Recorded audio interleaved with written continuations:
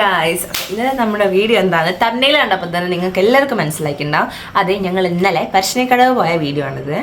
Like നമുക്ക് ഒരുപാടൊന്നും എടുക്കാൻ പറ്റില്ല, കാരണം ഞങ്ങൾ പോയത് വെക്കേഷനും കൂടിയാണ്, പോരാത്തതിന് സൺഡേ. അപ്പോൾ അറിയാമല്ലോ, അത്യാവശ്യം നല്ല തിരക്കുണ്ടായിരുന്നു. നമുക്ക് എല്ലാവരുടെ അടുത്തും ഇങ്ങനെ ക്യാമറ പൊക്കി പിടിച്ച് പോകാൻ പറ്റില്ല, കാരണം അത് വലിയ പ്രശ്നമാവും, അടി പാർസലായിട്ട് വരികയും ചെയ്യും.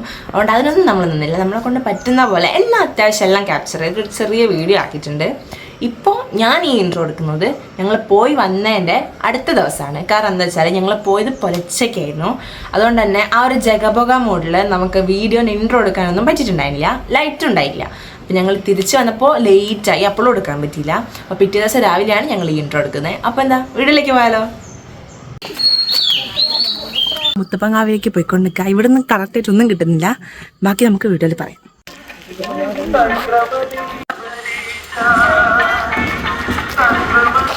ഞങ്ങൾ വീട്ടിൽ നിന്ന് ഇറങ്ങുമ്പോൾ നേരം വെളുത്തിക്കില്ലേനി, പക്ഷെ ഞങ്ങൾ റോഡമ്മിൽ എത്തിയപ്പോഴത്തേക്ക് അത്യാവശ്യം നേരമൊക്കെ വെളുത്തി. ഞങ്ങൾക്കാകെ 10 മിനിറ്റേ ഉള്ളൂ റെയിൽവേ സ്റ്റേഷനിലേക്ക്. അപ്പോൾ ഞങ്ങൾ നടന്നു തന്നെയാണ് പോയത്.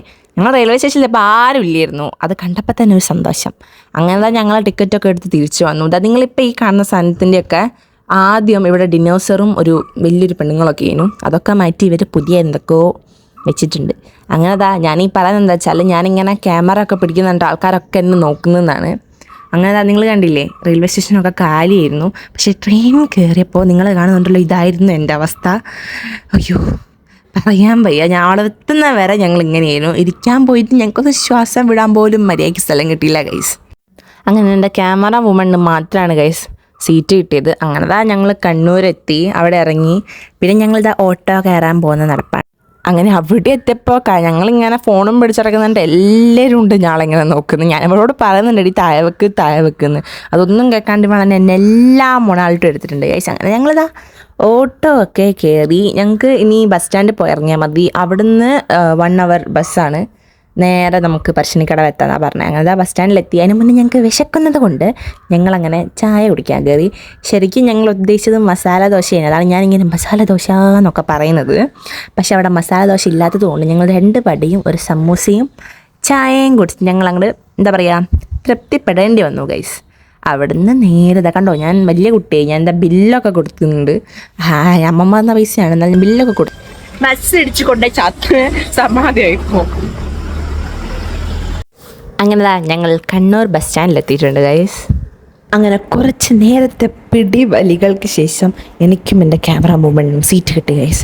അങ്ങനെ ഞങ്ങൾ അവിടെ ഇറങ്ങി. അവിടുന്ന് ഒരു ഓട്ടോ കയറിയാൽ കറക്റ്റ് അമ്പലത്തിൻ്റെ മുന്നിൽ അവിടെ ഇറങ്ങാം. അങ്ങനെ ഞങ്ങൾ മടിയന്മാരായതുകൊണ്ട് ഞങ്ങൾ എന്ത് ചെയ്തു, നേരെ ഓട്ടോയിൽ കയറി അവിടെ പോയി ഇറങ്ങി. അവിടെ പോയപ്പോഴാണെങ്കിൽ ജനസാഗരമായിരുന്നു. പഠിച്ചോ, നീ കാണുമ്പോൾ തന്നെ പേടിയോ, കാരണം നല്ല തിരക്കായിരുന്നു അവിടെ. അവിടെ കുറേ നല്ല ചന്തകളൊക്കെ ഉണ്ടായിരുന്നു.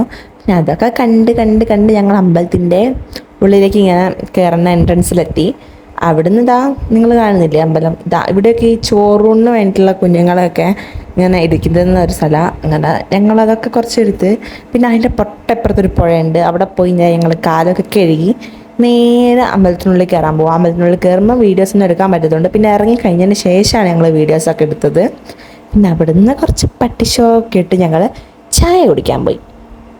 ഇവിടുത്തെ ഈ സംഭവം എനിക്ക് ഭയങ്കര ഇഷ്ടമാണ്. ഈ പയറും തേങ്ങയും ചായയും എനിക്ക് എത്ര നാളും മതിയാവില്ല, അത്രയ്ക്ക് ഇഷ്ടമാണ്. അങ്ങനെ വീണ്ടും ഞാൻ പോയി കാല് കഴുകി തിരിച്ച് വന്ന്, പിന്നെ അവിടുന്ന് പ്രകൃതി ഭംഗിയുടെ കുറച്ച് ക്ലിപ്പിങ്സൊക്കെ അവിടുന്ന് എടുത്തു. ഇത് പറഞ്ഞാൽ ആ ഒരു ഏരിയയിൽ നല്ല രസമാട്ടോ. അങ്ങനെ ഞങ്ങൾ ചോറ് തിന്നാൻ ക്യൂവിൽ നിൽക്കാനായി. അയ്യോ, അവിടെ നല്ല തിരക്കായിരുന്നു. ഞാൻ പറഞ്ഞേ, സൺഡേ ആണ്, വെക്കേഷൻ ആയതുകൊണ്ട് നല്ല തിരക്കായിരുന്നു. പിന്നെ ഈ ഫുഡ് ഇത് അടിപൊളിയാണ് ഗൈസ്. എവിടെ പോയി എന്തൊക്കെ ഭക്ഷണം കഴിച്ചാലും എനിക്ക് ഈ ടേസ്റ്റ് കിട്ടില്ല. മുത്തപ്പൻകാവ് എന്നൊക്കെ പറയുന്നത് എനിക്ക് ഭയങ്കര നൊസ്റ്റാൾജി ആയിട്ടുള്ള കാര്യമാണ്. കാരണം ചെറുപ്പം മുതലേ ഞാൻ അത്രയ്ക്ക് ആഗ്രഹിച്ച കാര്യങ്ങളൊക്കെ എനിക്ക് നടന്നിട്ടുള്ളൊരു സ്ഥലവും കൂടി ആയതുകൊണ്ട് എനിക്ക് അവിടെ പോകാനും അവിടുത്തെ ഫുഡൊക്കെ എനിക്ക് ഭയങ്കര ഇഷ്ടമുള്ളതാണ്. അതുകൊണ്ട് തന്നെ അവിടെ പോകുമ്പോൾ എനിക്ക് ഭയങ്കര സന്തോഷവും കൂടിയാണ്. എൻ്റെ ഒരു കംഫർട്ടിങ് പ്ലേസാണത്. അങ്ങനെ കഥ പറഞ്ഞ സമയം പോയതായിരുന്നില്ല. അങ്ങനെ ഞങ്ങളിതാ ചന്തകളൊക്കെ കയറി കുറച്ച് കാതിലും മാലയും ആവശ്യമുള്ളതും ഇല്ലാത്തതൊക്കെ വാങ്ങി. പിന്നെ ഞങ്ങളുടെ മെയിൻ ഫുഡും കുറച്ച് സ്വീറ്റ്സ് ആയിട്ടുള്ള കാര്യങ്ങളും അവിടുന്ന് വാങ്ങി. ഇപ്പം ഞാൻ ഈ തുറന്നുകൊണ്ടിരിക്കുന്ന സാധനം എന്ന് പറയുന്നത് ഞങ്ങൾ അടി കൂടി വാങ്ങിയതാണ്, ഞാൻ 2 ആളും കൂടി. നിങ്ങൾ കാണുന്നില്ലേ, അത് ഇപ്പോഴാണ് ഞങ്ങൾ മനസ്സിലായത് ഞങ്ങൾ പറ്റിക്കപ്പെട്ടു. അത് പകുതി കടലാസായിരുന്നു. ഞങ്ങളൊന്നും മിണ്ടില്ല, കാരണം മിണ്ടിയാൽ അവിടുന്ന് ഞങ്ങൾക്ക് അടി കിട്ടും. കാരണം അത്രയും വാശി പിടിച്ച് വാങ്ങിയ കാര്യങ്ങളാണ്. അങ്ങനെ ഞങ്ങൾ അവിടുന്ന് തിരിച്ച് ഓട്ടോയിലൊക്കെ കയറി ബസ് സ്റ്റാൻഡിലെത്തി. ഞങ്ങൾ സ്റ്റാൻഡിലെത്തിയ സമയത്ത് അവിടെ 2 ബസ്സും ഞങ്ങൾക്ക് പോകാനുള്ള കണ്ണൂരിലേക്ക് ഉണ്ടായിരുന്നു. പക്ഷേ അതിലൊന്ന് ഭയങ്കര ഫുള്ളായതിനെ കൊണ്ട് തന്നെ ഞങ്ങൾ എന്ത് ചെയ്തു, സീറ്റുള്ളത് നോക്കി അപ്പുറത്ത് കയറി. ഞാനും എൻ്റെ ക്യാമറാമാനും ആണെങ്കിൽ ഭയങ്കര എസ്റ്റിമേഷൻ ആയിരുന്നു. അവിടുന്ന് സണ്ണ് ഏത് ഭാഗത്തുണ്ടാവുക, സൂര്യൻ അവിടെയാണോ ഇവിടെയാണോ, വെയിൽ കിട്ടുമോ ഇല്ലേ. അന്ന് അവസാനം ഞങ്ങൾ തീരുമാനിച്ചു ഡ്രൈവർ ഇരിക്കുന്ന സ്ഥലത്ത് ആ ഒരു സൈഡിൽ വെയിൽ ഉണ്ടാവില്ല എന്നൊക്കെ ഊഹിച്ച് കണക്ക് കൂട്ടി എല്ലാവരോടും ചോദിച്ച് അവിടെ ഇരുന്ന്. അയ്യോ, പിന്നെ അങ്ങോട്ട് ബസ് എടുത്തപ്പോൾ അങ്ങോട്ട് പൊരുന്ന വെയിലായിരുന്നു. അങ്ങനെ ഉച്ചക്കത്തെ വെയിലിൽ നിന്ന് കുറേ വിറ്റാമിൻ ഡി ഒക്കെ വാങ്ങി ഞങ്ങളിതാ മറ്റേ നമ്മുടെ റെയിൽവേ സ്റ്റേഷനിലെത്തി. അവിടെ എത്തിയപ്പോൾ ഞങ്ങളുടെ വണ്ടി അവിടെ നിന്ന് തന്നെയായിരുന്നു എടുക്കുന്നത്. അതുകൊണ്ട് ഞങ്ങൾക്ക് കയറിയിരിക്കാനൊക്കെ പറ്റി. പിന്നെ ഞങ്ങളൊരു അരമണിക്കൂർ അത് കഴിഞ്ഞപ്പോൾ വണ്ടി മെല്ലെ എടുത്തു തുടങ്ങി. അങ്ങനെതാ ഞങ്ങൾ കണ്ണൂർ വിട്ടു പോവുകയാണ് ഗൈസ്. അതിനിടയ്ക്ക് എൻ്റെ കുറച്ച് അഭിപ്രായങ്ങളും കാര്യങ്ങളൊക്കെ ഉണ്ട്, അതൊന്നും നിങ്ങൾ ശ്രദ്ധിക്കേണ്ട. പിന്നെ ഞങ്ങൾ ആ സീറ്റിലൊന്നും ആൾക്കാരല്ലേ, നിങ്ങൾ കണ്ടാൽ തന്നെ മനസ്സിലാവും. ആ ഒരു സൈഡിൽ ഞങ്ങൾ മാത്രമേ ഉള്ളേനു.